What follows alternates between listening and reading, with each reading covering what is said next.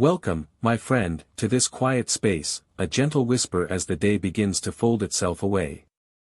Tonight, we embark on a tranquil journey, a soft exploration into one of life's most profound and intimate mysteries, the world of dreams. As you settle into your comfort, perhaps feeling the soft embrace of your blankets, or simply letting your mind drift, allow your thoughts to unfurl, like petals opening in the moonlight. We'll delve into the intricate tapestry of what happens within us when our conscious minds rest, yet our inner worlds burst forth with vibrant life. A dream, in its essence, is a breathtaking succession of images, of dynamic scenes and situations that unfold before our inner eye. It is a rich collection of ideas, a surge of emotions, and a kaleidoscope of sensations that usually emerge, quite involuntarily, within the theater of our minds during those deeper, more enigmatic stages of sleep. Imagine, for a moment, that every single night, without fail, you are granted a private viewing of a deeply personal, often fantastical, film. This is the dreamscape, a realm where the ordinary often dissolves into the extraordinary, where logic takes a gentle backseat to the whispers of our subconscious. It might surprise you to know just how much time we dedicate to this internal cinema. Humans, on average, spend more than 2 hours each night immersed in the act of dreaming.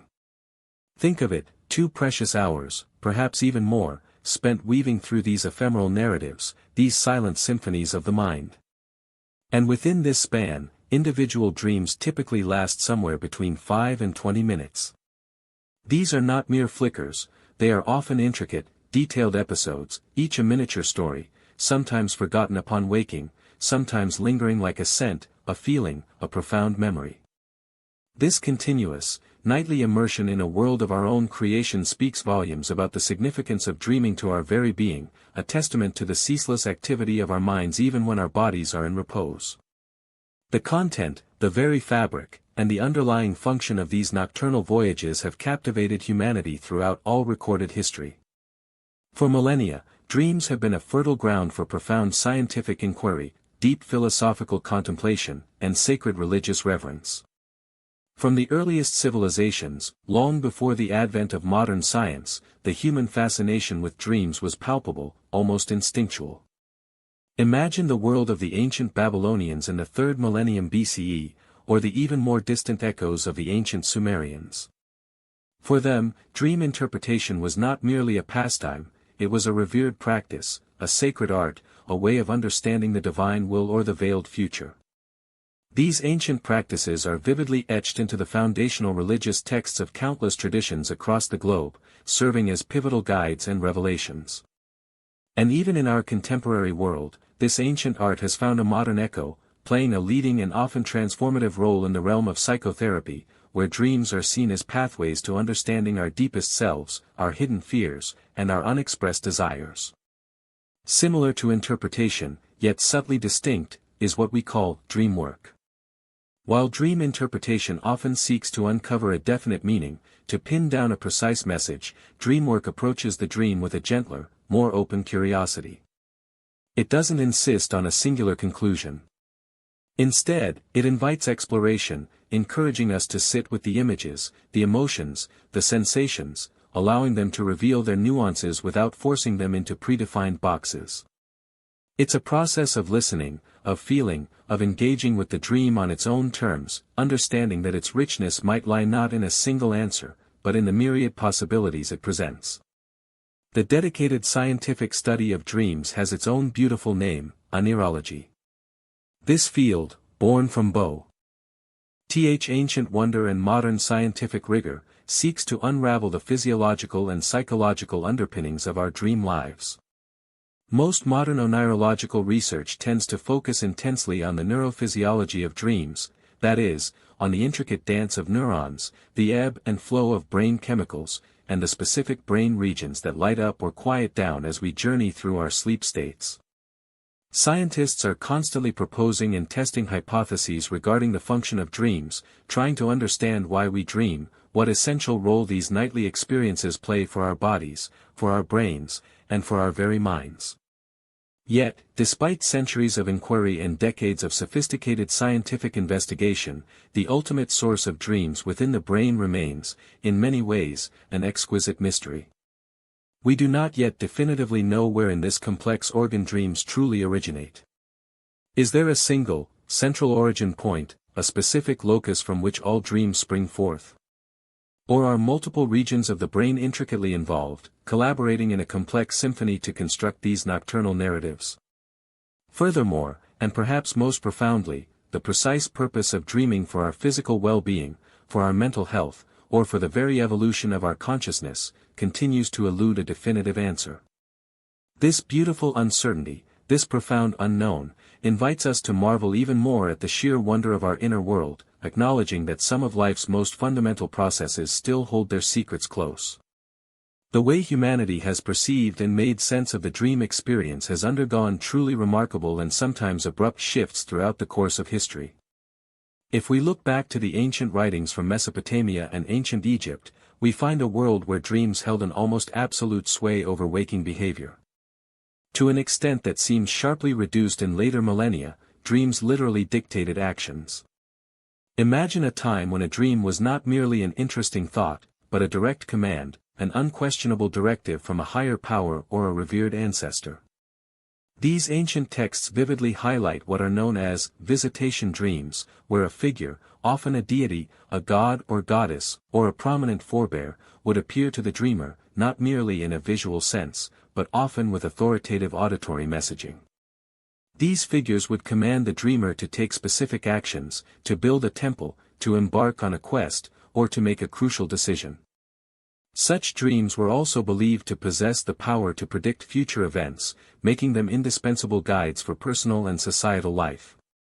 The framing of the dream experience, therefore, truly varies not only across diverse cultures but also profoundly through the vast stretches of time, reflecting our evolving understanding of ourselves and our place in the cosmos. One of the most intimate connections in our existence is that between dreaming and sleep. They are, in a profound sense, intertwined, like two delicate threads making up a single, larger tapestry. While we dream throughout different stages of sleep, the most vivid, the most memorable, and often the most intense dreams occur predominantly during what scientists call the rapid eye movement, or REM, stage of sleep. This is a truly remarkable phase, a paradoxical state where, even though our bodies are largely paralyzed and at rest, our brain activity soars. It pulsates with an energy that astonishingly resembles the patterns of a waking mind. During REM sleep, our eyes dart back and forth beneath our closed eyelids, a silent dance reflecting the intense inner activity. This is the stage when our inner world truly comes alive, often bursting with color, sound, and story. The detectability of REM sleep across a wide array of species, coupled with research suggesting that virtually all mammals experience this particular stage, has led to fascinating conjectures. Do animals dream? Imagine a dog twitching its paws, softly whimpering in its sleep. Is it chasing a phantom rabbit in its dream world? A cat purring softly, its whiskers trembling, is it reenacting a hunt or simply basking in a dream sunbeam? This notion of animal dreams adds another layer of wonder to our understanding of the sleeping mind, suggesting a shared, primordial landscape of nocturnal experience across the animal kingdom. However, the human experience is, as always, intricate. We know that humans also dream during non-REM sleep stages, even if these dreams tend to be less vivid, more fragmented. And crucially, not every awakening from REM sleep yields a report of a dream. Sometimes, we emerge from that intense brain activity with no memory, no trace of the stories that just unfolded. This brings us to a fundamental challenge in the scientific study of dreams, the inherent subjectivity of the experience. To be formally studied, a dream must first be translated, reduced, into a verbal report. This report is an account of the subject's memory of the dream, not the direct, raw experience of the dream itself. There is an inevitable gap, a subtle filter, between the lived dream and its retelling. This challenge of translation and memory means that, for now, the question of dreaming by non-humans remains unprovable. We cannot ask a cat what it dreamt, nor can we definitively know the inner worlds of human fetuses or preverbal infants. Their experiences remain a beautiful, unarticulated mystery, a silent testament to the vastness of consciousness beyond our current means of inquiry. Let's take a gentle detour into the subtle currents of language itself, exploring the very word, dream. In Old English, many centuries ago, the word dream was actually used to describe something quite different from our current understanding. It was a word associated with noise, with joy, or with music. Imagine that, a dream as a sound, a melody, a feeling of delight, rather than a visual journey through sleep. This linguistic history offers a glimpse into a different way of experiencing the world, perhaps one more attuned to auditory sensations or internal states of happiness. It wasn't until around the 13th century that the word dream began to shift, evolving to describe a series of thoughts, images, or emotions occurring during sleep. Etymologists, those fascinating linguistic detectives, believe this profound change was largely influenced by the Old Norse word dröm, which already carried the meaning we associate with dreams today. So, the word itself has journeyed through time, its meaning transformed, much like the human experience of dreaming has evolved. As we continue our exploration, let's consider the subjective experience and content of dreams throughout history. Preserved writings from the early Mediterranean civilizations offer us tantalizing clues, indicating a relatively abrupt and significant change in the subjective dream experience between the Bronze Age antiquity and the dawn of the Classical era. In those ancient visitation dreams we spoke of, the dreamers were often strikingly passive. They were recipients, almost vessels, in their own dreams. The visual content, though present, served primarily as a setting, a frame for the more authoritative auditory messaging. The message was paramount, often delivered directly, leaving little room for personal interpretation or active participation from the dreamer. Consider the remarkable account of Gudea, the king of the Sumerian city-state of Lagash, who reigned around 2144 to 2124 BCE. He famously rebuilt the temple of Ningirsu, not because of a political decree or an engineering survey, but as the direct result of a dream in which he was explicitly told to do so. Imagine the profound impact of such an experience, a command delivered from the realm of sleep, bearing such authority that it could reshape the physical landscape and cultural heart of a city-state. These dreams were not fleeting fantasies, they were calls to action, imbued with immense power and consequence. However, after antiquity, as civilizations evolved and human consciousness shifted, this passive hearing of visitation dreams gradually gave way. A new kind of dream experience emerged, visualized narratives, intricate stories where the dreamer was no longer merely a silent recipient but became a character, an active participant, weaving through the events, interacting with the dream world, and influencing the unfolding plot. This transition suggests a profound shift in our relationship with our inner selves, moving from a deferential stance before external authority, even in a dream, to a more internalized, active engagement with our own psychic processes. Fast forward to the 20th century, and we encounter the monumental work of Calvin S. Hall.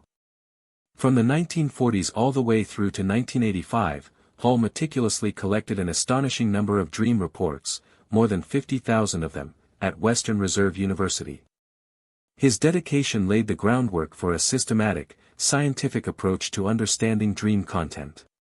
In 1966, Hall, collaborating with Robert van de Cassel, published a groundbreaking work titled The Content Analysis of Dreams. In this seminal book, they outlined a sophisticated coding system, a method to objectively categorize and analyze the rich, diverse content of dreams. They then applied this system to a collection of 1,000 dream reports gathered from college students. The results of Hall's study were nothing short of fascinating, revealing deep, often universal, patterns. They indicated that participants from vastly different parts of the world demonstrated remarkable similarities in their dream content. This suggests that despite our cultural differences, there might be shared human experiences, common anxieties, or perhaps even universal archetypes that manifest in our nocturnal narratives.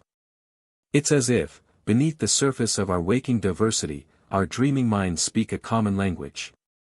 And intriguingly, the only lingering echo of antiquity's authoritative dream figure within Hall and van de Cassel's comprehensive listing of dream characters was the inclusion of God in the category of prominent persons. This small detail provides a subtle link back to those ancient visitation dreams, a testament to the enduring human search for meaning and guidance, even if the direct commands had largely faded into more symbolic representations. Hall's complete collection of dream reports, a treasure trove of human experience, was later made publicly available in the mid-1990s by his protege, William Domhoff, allowing new generations of researchers to delve into its depths. More recent studies of dream reports, while certainly adding greater detail and nuance, continue to cite Hall's pioneering work favorably, acknowledging its foundational importance. Let's delve a little deeper into the specific emotional landscape of dreams, as revealed by Hall's extensive analysis. Perhaps one of the most striking findings was that the most common emotion experienced in dreams was anxiety. Think about that for a moment. As we surrender to sleep, our minds often continue to grapple with a sense of unease, apprehension, or worry. This pervasive presence of anxiety in dreams raises profound questions about the mind's nocturnal work. Is dreaming a way for our brains to process, to rehearse, to safely experience and perhaps even diffuse the anxieties of our waking lives? Beyond anxiety, Hall's studies revealed a rich spectrum of other emotions weaving through our dreams, including feelings of abandonment, often a deep-seated fear of being alone or disconnected, bursts of anger, perhaps reflecting suppressed frustrations or unresolved conflicts, palpable fear, confronting us with our deepest vulnerabilities, but also moments of pure joy and profound happiness, reminding us that our dream worlds are not solely realms of challenge, but also sources of delight and contentment. Yet, the data showed a clear trend: negative emotions were significantly more common than positive ones. This doesn't necessarily mean our dream lives are inherently gloomy, rather, it suggests that dreams might serve as a powerful, often symbolic, space for us to confront and work through the more challenging aspects of our emotional existence. Another area that Hall's data illuminated, often a topic of private curiosity, concerns sexual dreams. The analysis showed that sexual dreams occur in no more than 10% of reported dreams. They are found to be more prevalent during the young to mid-teen years, a period of significant physiological and psychological development. Another independent study, providing further insight, indicated that approximately 8% of dreams for both men and women contain sexual content. In some cases, these dreams can be accompanied by physical manifestations, such as orgasms or nocturnal emissions, which are colloquially known as wet dreams. These physiological responses serve as a gentle reminder of the intricate connection between our dreaming minds and our physical bodies, underscoring that our internal experiences during sleep can have very real, tangible effects. These are normal, natural phenomena, simply another facet of the rich, complex tapestry of human experience, both waking and sleeping. And finally, as we gently drift towards the close of our discussion, let's consider the visual nature of dreams. It is, generally speaking, highly phantasmagoric. This wonderful word describes something that is constantly shifting, changing, blending the familiar with the strange, the real with the unreal. In dreams, different locations and objects often merge seamlessly, impossibly, creating new realities that defy waking logic. You might find yourself in your childhood home, but with rooms that suddenly stretch into infinite hallways, or with windows that open onto alien landscapes. A beloved pet might speak in human words, or a long-lost friend might appear in a setting that makes no sense.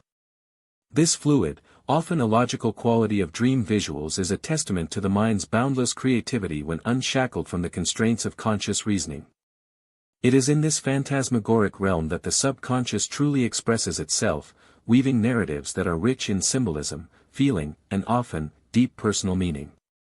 So, as you prepare to cross the threshold into your own night's rest, carry with you this gentle understanding of dreams. Remember that for millennia, they have been a source of awe, mystery, and profound insight. They are not merely random brain activity, but a complex, beautiful, and deeply personal journey that your mind embarks upon each night.